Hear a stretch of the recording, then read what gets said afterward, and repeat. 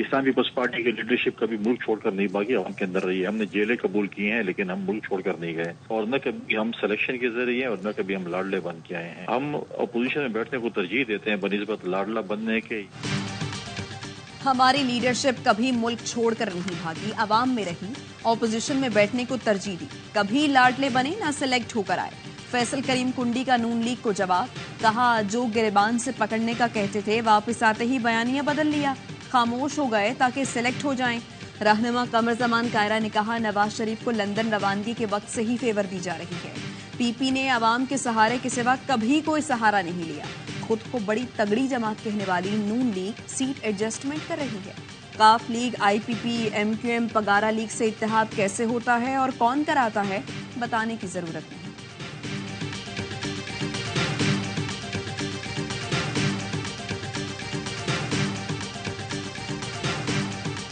मुल्क की सियासत में दो खानदानों की इजारादारी है। गुज़िश्ता 40 सालों से उनको बार बार कौम पर मुसल्लत किया गया। अमीर जमात इस्लामी सिराजुल हक का पेशावर में जलसे से खिताब, कहा इन दो खानदानों ने मुल्की इदारों को तबाह, करप्शन को आम किया। इनकी सियासत कौम के लिए कैंसर से ज्यादा खतरनाक है। आज इन दो खानदानों की सियासत करीबुल मर्ग है। पीपी रहनुमा वकार मेहंदी ने सिराजुल हक को जवाब देते हुए कहा, पीपी हमेशा वोट से इक़्तिदार में आई, किसी का कंधा इस्तेमाल नहीं किया। जमात इस्लामी ने नौजवानों को गुमराह किया, माजी में साजबाज करके कराची की मेयरशिप ली।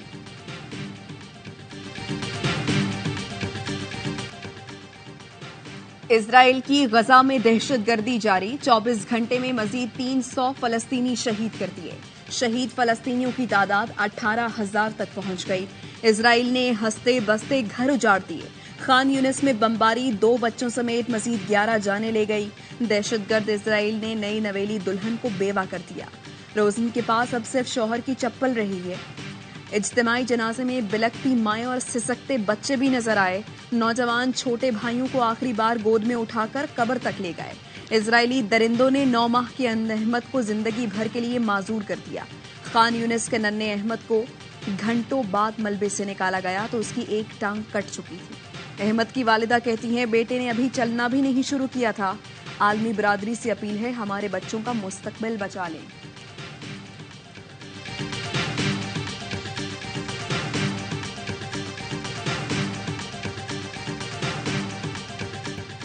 अक़वाम मुत्तहिदा के सेक्रेटरी जनरल का गजा में जंगबंदी कराने में नाकामी पर अफसोस का इजहार, कहा सलामती कौंसिल गजा में जंग बंद कराने में नाकाम रही, लेकिन वादा करता हूं हार नहीं मानूंगा।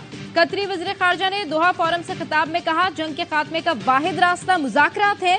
गजा में इंसानी बहरान शिद्दत इख्तियार करने लगा। गजा की निफ्स आबादी फाका कशी पर मजबूर।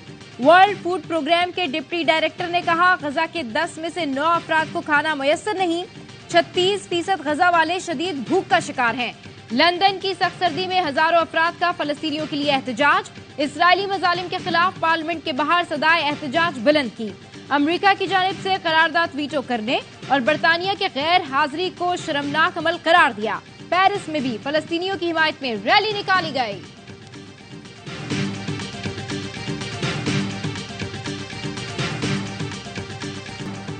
एक जेल से निकलने, दूसरा जेल से बचने के लिए इलेक्शन लड़ रहा है। बिलावल भुट्टो के एक तीर से 2 शिकार।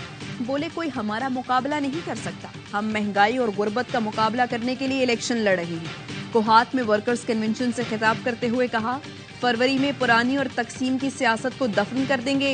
कहा गया खैबर पख्तूनख्वा में दहशतगर्द फिर रहे हैं, कन्वेंशन शुरू न करें। मैंने कहा पीपल्स पार्टी के जियाले डरने और झुकने वाले नहीं हैं। बोले उम्मीद है चीफ जस्टिस अपने इदारे पर लगे धब्बे धोएंगे। कायदे अवाम के कत्ल में मुलव्विस सहूलतकारों को कौम के सामने लाना होगा। 12 साल बाद जुल्फिकार अली भुट्टो के अदालती कत्ल का केस सुप्रीम कोर्ट में लग गया है। बताया जाए जुल्फिकार अली भुट्टो को फांसी पर क्यों चढ़ाया गया।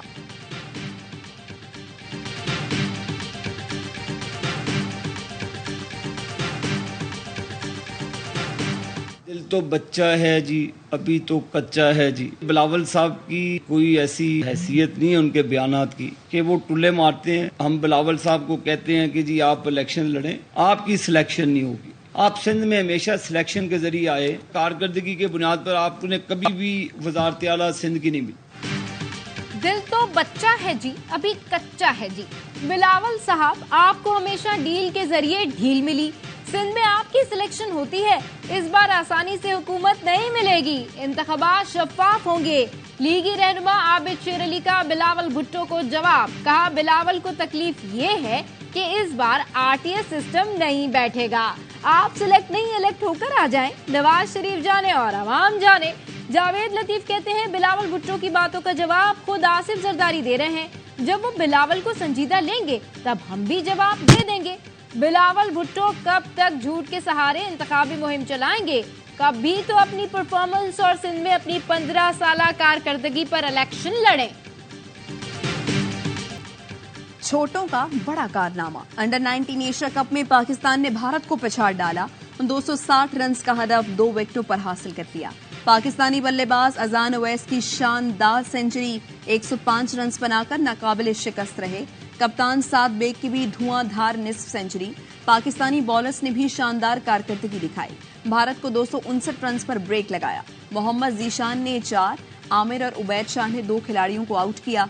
इवेंट में पाकिस्तान ने मुसलसल दूसरी कामयाबी हासिल की। अजान को मैच का बेहतरीन खिलाड़ी करार दिया गया। कोच को कहकर आया था, मैच जितवा कर आऊंगा। पाक भारत मैच के हीरो अजान ओवैस ने कहा, भारत से मुकाबला हमेशा आसाब शिकन होता है।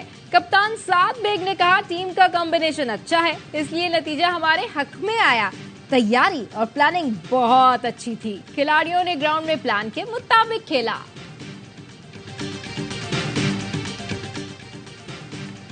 Army chief general Syed Asim Munir America के सरकारी दौरे पर रवाना। आईएसपीआर के मुताबिक आर्मी चीफ अमेरिकी अस्करी क़यादत और हुकूमती एहलकारों से मुलाकातें करेंगे।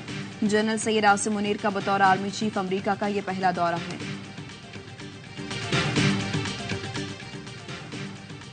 इस्राइल फलस्तीनियों की नस्लकुशी कर रहा है। इसने जिंदगी के हर हिस्से को तबाह करने की ठानी हुई है। इस्राइल का मकसद फलस्तीन का जोग्राफिया बदलना और मईशत को मफलूज करना है।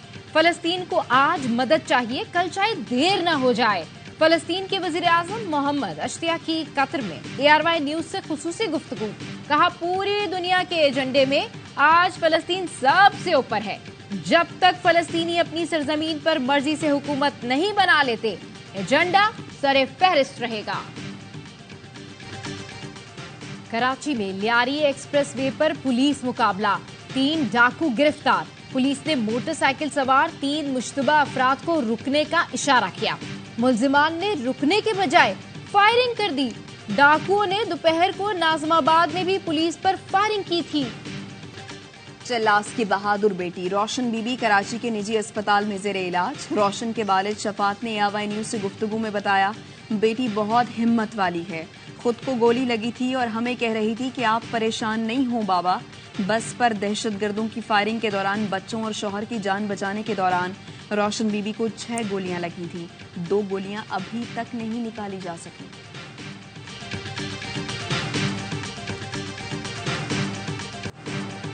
पाकपतन जिले इंतजामिया का खाद की जखीरांदोजी के खिलाफ एक्शन। गल्ला मंडी में छापा मारकर खाद के 2 गोदाम सील कर दिए। निगरान वज़ीर आला पंजाब मोहसिन नकवी कहते हैं, जखीरा अंदोजी करने वालों के खिलाफ बड़े ऑपरेशन की तरफ जा रहे हैं। वजीर आजम से खाद की कमी पर बात हुई है। 2 लाख टन इजाफी खाद 20 दिसंबर से पोर्ट पर आना शुरू हो जाएगी। करप्शन में पुलिस का पहला, ठेके देने और कॉन्ट्रैक्ट करने का शोबा दूसरे नंबर पर, अदलिया का तीसरा नंबर है। ट्रांसपेरेंसी इंटरनेशनल ने नेशनल करप्शन परसेप्शन सर्वे के नताइज जारी कर दिए। करप्शन में तालीम और सेहत चौथे नंबर पर है।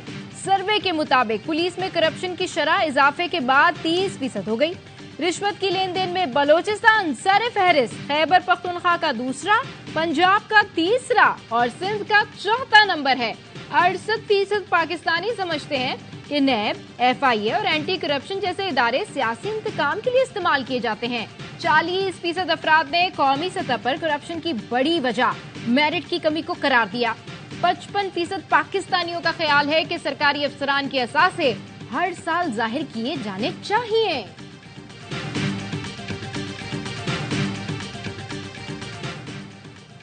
सरकारी स्कीम के तहत हज दरखास्तों में कमी। मुल्क भर में 28,800 हज दरखास्तें मौसूल हुई। 12 दिसंबर की मुकर्ररा तारीख तक हज दरखास्तें मौसूल ना हुई तो कोटा सऊदी अरब को वापस कर दिया जाएगा। लाहौर में तब्दील की गई या जाली नंबर प्लेट वाली गाड़ियों के खिलाफ कार्रवाइयां।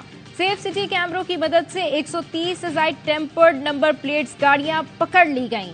तर्जुमान पुलिस का कहना है नंबर प्लेट टैंपरिंग पर 2 साल कैद और 2 लाख रुपए तक जुर्माना हो सकता है। हम जीरो पे आ गए। जो एक तिनका करके हमने मेहनत से सब कुछ बनाया था वो सब खत्म हो गया है यहाँ पे, और हम लोग बिल्कुल रोड पे आ गए हैं। कोई पेशरफ नजर नहीं आ रही। किसी ने किसी तरफ से भी कोई ये नहीं कहा कि हम आपका फ्लैट बनवा देंगे या हम आपको कोई चीज पैसे देंगे। अर्शी हाइट्स के मकीन मदद की मुंतजर। रिहाइश की इजाजत मिल तो गई लेकिन फ्लैट्स रिहाइश के काबिल नहीं। सब कुछ जलकर राख हो गया।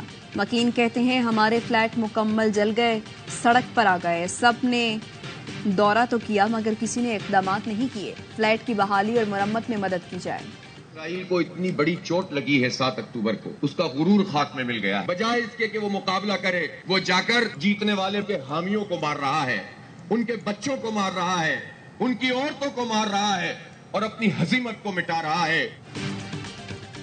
इस्राइली जारियत के खिलाफ कराची में व्हाइट कोट मार्च। डॉक्टर्स और पैरामेडिक्स की बड़ी तादाद शरीक। फलस्तीनियों से इजहार यकजहती के लिए डॉक्टरों ने मखसूस फलस्तीनी रुमाल भी पहने। हाफिज नईमुर रहमान ने कहा हमास के मुजाहिदीन ने 7 अक्टूबर को इस्राइल को शिकस्त दी थी। इस्राइल हजीमत मिटाने के लिए बच्चों और अस्पतालों पर बमबारी कर रहा है। मार्च में निगरान वजीर सेहत सिंध भी शरीक हुए।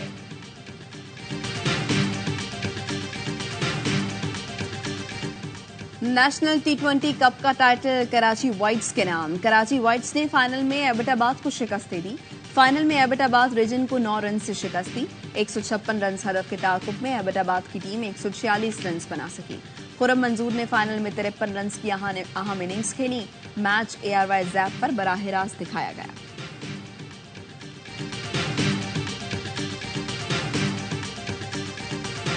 बाबर आजम हमारे लिए मुश्किल खड़ी कर सकते हैं। कोशिश करेंगे इस सीरीज में उनका बल्ला खामोश रहे। ऑस्ट्रेलियाई बॉलर्स ने बाबर आजम को सबसे बड़ा खतरा करार दे दिया। पैट कमिंस ने कहा बाबर की टेक्निक बहुत मजबूत है, ग्राउंड में कहीं भी स्कोर बना सकते हैं। हेजलवुड ने कहा बाबर वर्ल्ड क्लास खिलाड़ी है, इसे आउट न किया तो वो आपको नुकसान पहुंचाएगा। मिचेल स्टार्क बोले बाबर किसी भी वक्त गेम पलट सकते हैं। कोशिश है बाबर को इस बार रन नहीं बनाने देंगे।